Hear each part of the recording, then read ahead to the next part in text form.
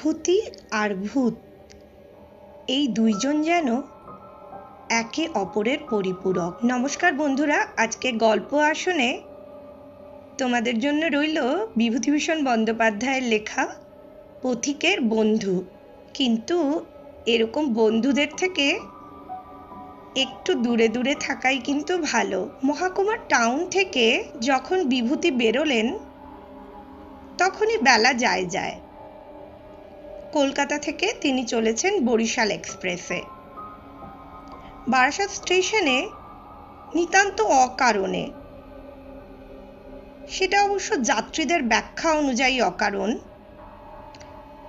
Barishal express 40 minute দাঁড়িয়ে দারু ব্রহ্মবৎ অনড় অবস্থায় থাকলো এবং তার কারণ কেউই কিন্তু বলতে পারলে না। গন্তব্যস্থান বনগাঁয় বিভূতি যখন পৌঁছলেন তখন রানাঘাট লাইনের গাড়ি চলে গিয়েছে। সূর্যদেব বেশ উঁচুতেই। লিচুতলা ক্লাবে খানিকটা বসে আড্ডা দিয়ে চা খেয়ে ধীরে সুস্থে হেঁটে গেলেও এই 5 মাইল পথ সন্ধ্যের আগেই তিনি অতিক্রম করতে পারবেন। রামবাবু, শ্যামবাবু, যদু ও মধুবাবু সবাই বেলা 5টার সময় ক্লাবে বসে গল্প করে। সুতরাং বিভূতিকে দেখে তারা প্রত্যেকেই সম্ভাষণ করে জানতে চাইলেন যে বিভূতি কোথা থেকে আসছে। অবশ্যই কলকাতা থেকে। ট্রেনটা ফেল হয়ে গেছে, বরিশাল এক্সপ্রেস 40 মিনিট লেট, সেই জন্যই তার ট্রেনে যাওয়া হলো না। সুতরাং গল্প করার জন্য ব্যাপারটা খুব ভালোই হয়েছে। এক্সপ্রেস লেট হয়ে বিভূতিকে তারা চা খাওয়ার জন্য অনুরোধ করলেন। তারপর গল্পগুজবে সময় হু হু করে কেটে গিয়ে কখন যে গোধূলির পূর্ব মুহূর্ত উপস্থিত হয়েছে তা কেউই কিছু বলতে পারবে না। যেতে হবে এখনো অনেকটা রাস্তা, আর দেরি করলে পথেই অন্ধকার হয়ে যাবে। বৃষ্টিও আসতে পারে, কারণ বর্ষাকাল। শ্রাবণ মাস। বড় রাস্তায় উঠে সত্যিই দেখলেন আড্ডা দিতে গিয়ে সময়ের আন্দাজ বুঝতে পারেননি। তাড়াতাড়ি হাঁটতে লাগলেন বিভূতি। পশ্চিম আকাশে মেঘ করে আসছে। চাপা বেড়ে ছাড়িয়ে তিনি দেখছেন রাস্তায় জনমানব নেই। পথের দুপাশে ঘন জঙ্গলে পটপটির ফুল ফুটেছে, গন্ধ ভেসে আসছে জলো বাতাসে। শেয়ালে খসখস শব্দ করে চলে গেল পাতার ওপর দিয়ে। বিলিতি চটকা গাছের ডাল বেয়ে ঝুলে পড়েছে মাকাল লতা। কলকাতা থেকে হঠাৎ এসে বেশ লাগছে তার এই নির্জনতা। চাপা বেড়ের পুল ছাড়িয়ে কিছু দূর গিয়েছেন, এমন সময় দেখলেন একটি লোক কাঁধে বাঁক নিয়ে তার আগে আগে যাচ্ছে। বিভূতির পায়ের শব্দে সে চমকে পিছনে ফিরে তারই দিকে তাকালো। তাকে এ পথে একা দেখে একটু আশ্চর্য হয়েছেন। এই বনপথে এ সময় কেউ একা বড় একটা হাঁটে না। বিভূতি তাকে জিজ্ঞাসা করলো তার গন্তব্য। সে চলেছে গোপালনগরে। বাকে তার দই আছে, নিবারণ বয়রার বাড়ি বায়না আছে, তেনাদের বাড়ি আজ খাওয়ানো দাওয়ানো। সে দই আনছে বেনাপোল থেকে। এই 10 মাইল দূর থেকে সে দই নিয়ে আসছে এত দেরি করে। লোকটার কণ্ঠস্বরে মনে হয়েছিল বিভূতিকে সে সঙ্গী হিসেবে পেয়ে বাঁচলো এই সন্ধেবেলা। একা যেতে তার নিশ্চয়ই ভয় করছিল। বিভূতির প্রশ্নের উত্তরে সে গল্প জুড়ে দিলে কেন তার দেরি হলো দই নিয়ে রওনা হতে। ওদের একটা গরু হারিয়ে গিয়েছিল আজ 5 দিন। খুঁজে খুঁজে হয়রান হয়ে গিয়েছিল।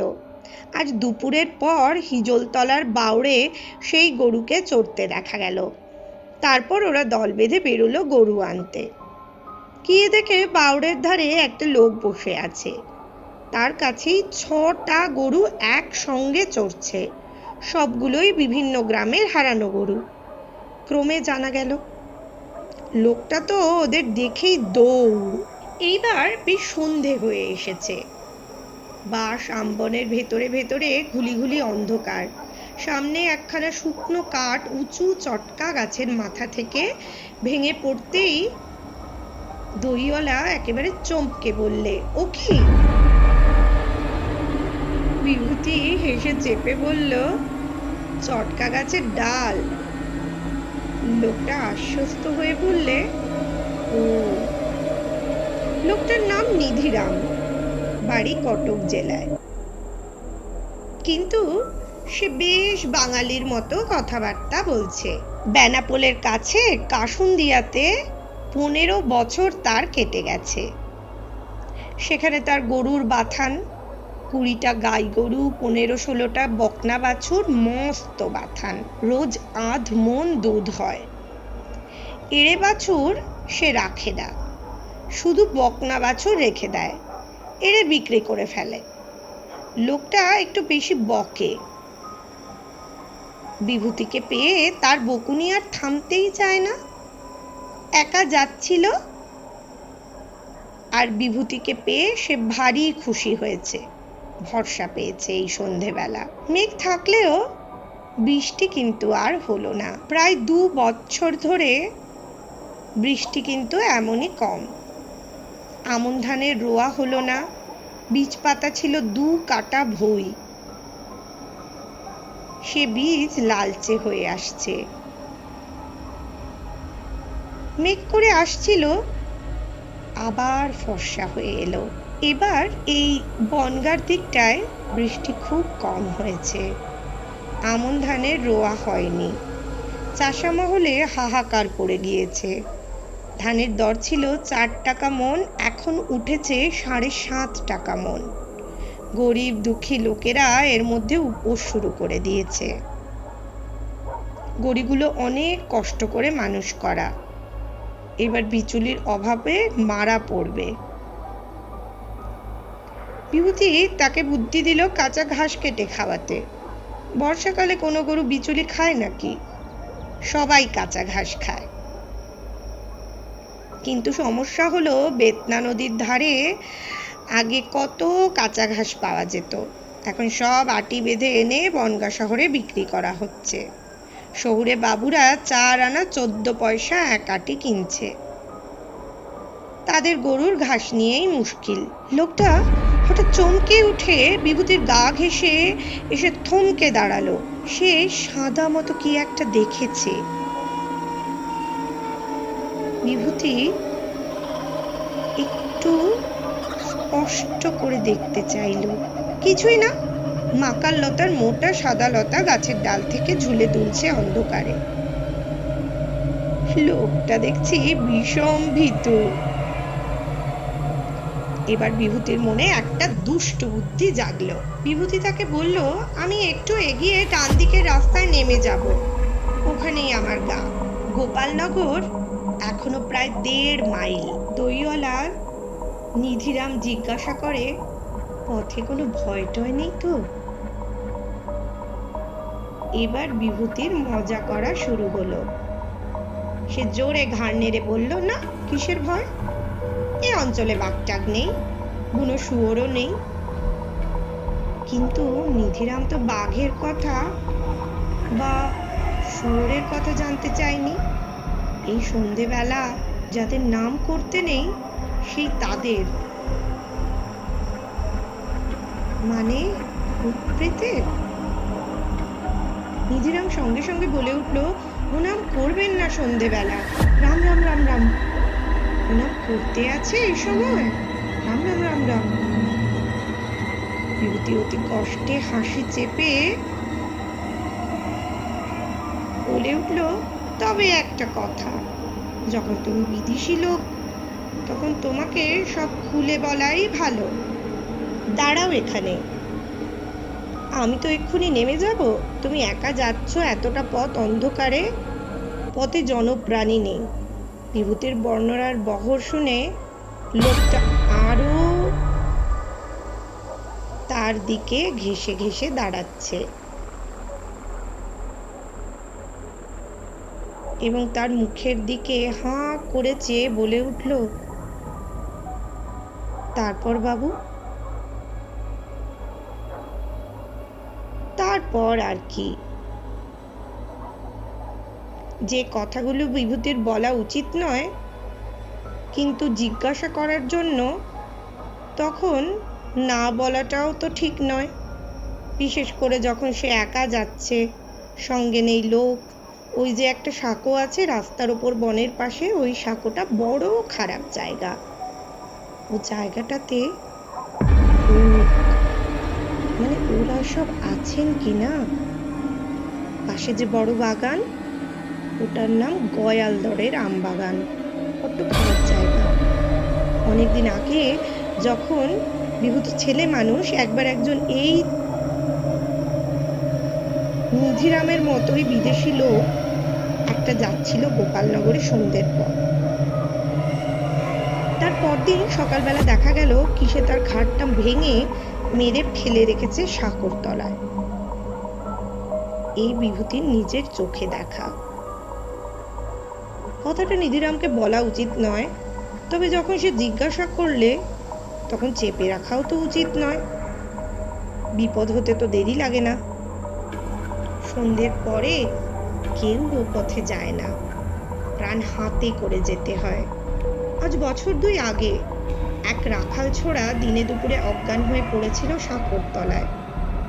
যাক, সে রাম রাম বলতে বলতে চলে গেলেই কোনো ভয় নেই। নিধিরাম বেশ কাঁদো কাঁদো মুখে বলতে থাকলো, আপনি কি নেমে যাবেন বাবু? বিভূতির গ্রামের রাস্তা নেমে গেল। এইবার তাকে চলে যেতে হবে। কিন্তু নিধিরাম একা কি করে যাবে? রাখে কেষ্ট মারে কে? মারে কেষ্ট, রাখে কে? কপালে মৃত্যু থাকলে কেউ সামলাতে পারে না, না থাকলে কেউ মারতে পারে না। রাম রাম বলতে বলতে চলে গেলেই হলো। আজ আবার তিথিটা কিন্তু চতুর্দশী। তিথিটা ভালো নয়। অমাবস্যা, চতুর্দশী, প্রতিপদ, এই তিথিগুলো খুব খারাপ। সন্ধ্যের অন্ধকারে একা রাস্তার ওপর দিয়ে যেতে হবে নিধিরামকে। এখনো প্রায় 1 ক্রোশ পথ। ক্রমশ ঘুটঘুটে অন্ধকার হয়ে আসছে। বিদেশি লোক, তাই সব কথা না খুলে বলাটা ঠিক নয়। বিপদ হতে কতক্ষণ। এই সব তিথিতেই ভূত, প্রেত, পিশাচ, ব্রহ্মদত্তি। লোকটা কিন্তু বলে উঠল, রাম রাম রাম রাম রাম রাম। ওসব নাম করবেন না বাবু। মানে ওরা সব বার হয়ে থাকেন কি না? বিভূতি বলে, তাই নাকি? তবে তো। আবার কি জানো, এই চতুর্দশী তিথিতে গলায় দড়ি দিয়ে অপমৃত্যু ঘটেছে এমন ভূতেরা বার হয়। আমি একবার বড় বিপদে পড়েছিলুম। লোকটা আড়ষ্ট সুরে বললে, কি বাবু? একটা শ্মশানের ধার দিয়ে সেবার যাচ্ছিল বিভূতি, সেও এই ভূত চতুর্দশী তিথি। অন্ধকারে গাছের ডাল থেকে কি একটা যেন ঝুলছে। কাছে গিয়ে সে দেখলো একটা মেয়ে মানুষ গলায় দড়ি দিয়ে ঝুলছে আর হি হি করে হাসছে। লোকটা আঁতকে উঠে বললে, কি সর্বনাশ! যাক, বিভূতির রাস্তা নেমে গেল। সে এবার চলল। নিধিরাম যেন একটু সাবধানে যায়, সাবধানের মান নেই। কথা শেষ না করেই বিভূতি তার গ্রামের পথে নেমে পড়ল। আর দইওয়ালা কাঁদো কাঁদো সুরে বললে, বাবু, আমাকে একটু এগিয়ে দিয়ে সাঁকোটা পার করে দেন যদি। বিভূতি শিউরে উঠে বলল, আমি? আমার কম্য নয়। আমাকে তারপর এগিয়ে দেবে কে? বাবারে, প্রাণ হাতে করে যাওয়া ওসব জায়গায়। একে আজ ভূত চতুর্দশী। রাম রাম রাম রাম রাম রাম। বিভূতি নিধিরামকে বলে, চলে যাও, একটু জোর পায়। আবার রাস্তাও তো কম নয়, তোমাকে যেতেও হবে 1 মাইল 1.5 মাইল রাস্তা। আর এই অন্ধকার। তুমি বিদেশি লোক, জিজ্ঞেস করলে তাই এত কথা বলা, নইলে কি দরকার? রাস্তায় নেমে কয়েক পা মাত্র এগিয়েছে বিভূতি। লোকটা ডাকছে, বাবু, একটা কথা শুনুন ও বাবু। পিছন ফিরে বিভূতি দেখছে কাদের বাঘটা একটি শিশু গাছের তলায় নামিয়ে দাঁড়িয়েছে। বিভূতি বলল, কি? বলছে দইগুলো।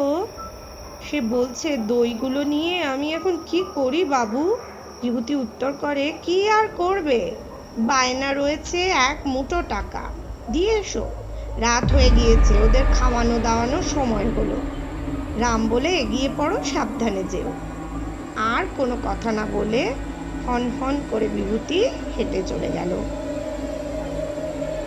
আর শুনতে পেল নিধিরাম আবার ডাকছে, ও বাবু, ও বাবু, শুনে যান একটা কথা, ও বাবু। এবার কিন্তু বিভূতির মনে হচ্ছিল মজাটা একটু বেশিই করা হয়ে গেছে। দূর থেকে নিধিরামের গলার সুরটা যেন আর্তনাদের মতো শোনাচ্ছিল। বন্ধুরা, মজা করা তো ভালো, কিন্তু মজা করতে গিয়ে কাউকে এরকম বিপদেও ফেলো না, আর কারোর দুঃখের কারণও হয়ে যেও না। আশির চা, এই গল্পটা তোমার কেমন লেগেছে? খুব ভালো লেগেছে বন্ধুরা। যদি তোমাদেরও এই গল্পগুলো ভালো লাগে তাহলে লাইক, সাবস্ক্রাইব আর শেয়ার করে কমেন্টে জানাও কি কি নতুন গল্প শুনবে। ঠিক, তাড়াতাড়ি জানাও আমাদের কি কি নতুন গল্প শুনবে।